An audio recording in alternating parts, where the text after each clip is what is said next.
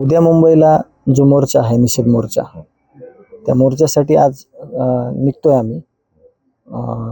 आणि त्यामुळेच उद्या तिथे जाऊ शकलो नसतो आम्ही मनोज दादांकडं.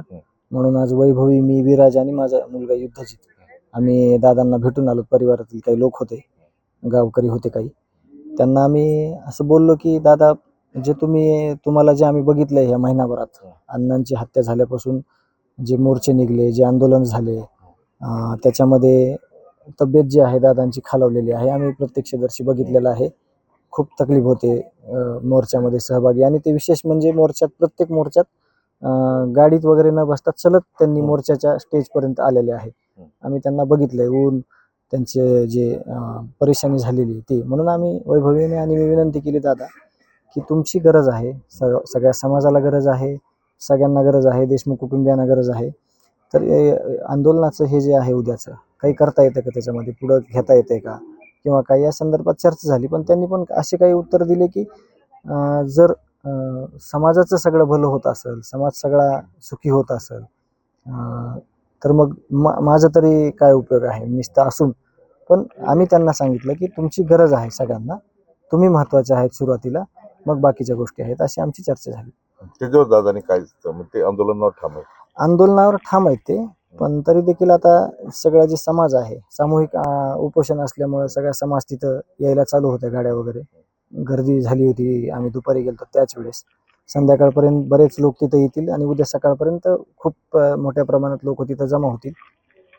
आम्ही देखील इकडून जाऊन आल्यानंतर आम्ही पण आंदोलनामध्ये सहभागी होणार आहेत. गावकरी आहेत त्याच्यामध्ये मसाजोगचे, आणि ते आंदोलन करणार आहेत.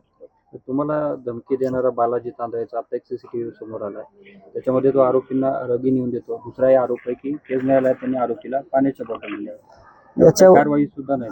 कारवाईपेक्षा अगोदर बालाजी तांदळे, ज्याने की 1 जानेवारीला बीड पोलिसला तिथं मला आरोपीचा फोटो दाखवला की आता आरोपी कसा दिसतोय फरार झाल्यावर. मला दाखवायची गरज नसताना, मला काही संबंध नाही त्याचा. आरोपी शोधणं हे यंत्रणेचं काम आहे. तर तिथं तसं मला त्यांनी एक धमकी वजा म्हणजे इशारा पण देण्याचा प्रयत्न केला, घाबरवण्याचा प्रयत्न केला.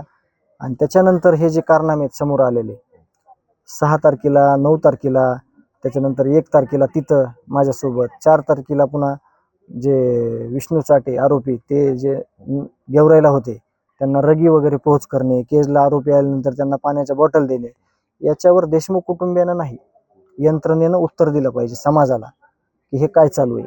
आता काय कारवाई 100% झाली पाहिजे ना. मग तेच तपास झाल्याशिवाय कारवाई कशी होईल? त्यांनी का असं केलं, त्याला कोणी अभय दिलं, किंवा त्याला कोणी एवढी पुष्टी दिली, एवढं कसं करू शकला ते, किंवा हे सगळं आरोपीला करणं आहे का अलाउड, हे सगळं उत्तर प्रशासनाने दिले पाहिजे.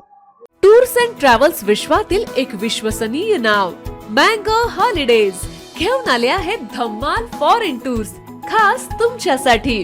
एक्झॉटिक युरोप 17 रात्री 18 दिवस, साऊथ आफ्रिकन सफारी 9 रात्री 10 दिवस, नॉर्दर्न लाईट्स 8 रात्री 9 दिवस, दुबई अबुधाबी 5 रात्री 6 दिवस, व्हिएतनाम कंबोडिया 8 रात्री 9 दिवस. तर आजच आपली सीट बुक करा आणि आपल्या फॉरेन टूर्स मेमोरेबल करा.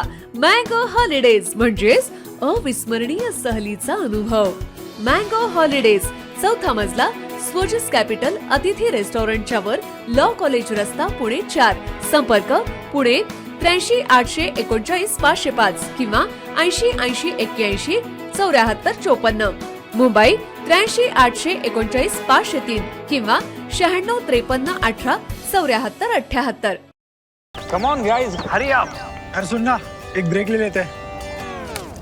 Guys, I'm telling you, तुम लोगों को सही से ट्रैकिंग नहीं आता. But that's okay, you can learn. रोज का ढक्कन देना. ये रेड वाला है, सही वाला देना. अबे ढक्कन, पहले तो सही पानी पीना.